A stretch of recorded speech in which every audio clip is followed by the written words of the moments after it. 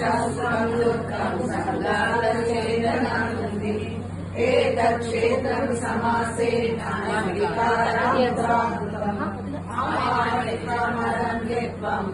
साक्षादिराजवम् आचार्योपासनं शौचं स्थैर्यमात्मविनिग्रहात् इन्द्रियार्थेषु वैराग्यम् अनहङ्कार एव च जन्म मृत्युजराव्याधि दुःखदोषानुदर्शनम् असङ्किरणभिष्वङ्गः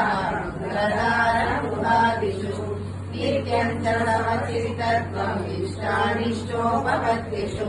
मयि चानन्ययोगेन भक्तिरव्यभिचारिणि विविक्तदेशसेवित्वम् नरनिर्जनसंसदि अध्यात्मज्ञाननित्यत्वम् तत्त्वज्ञानार्थदर्शनम् एतज्ज्ञानमिति प्रोक्तम् अज्ञानम् यत्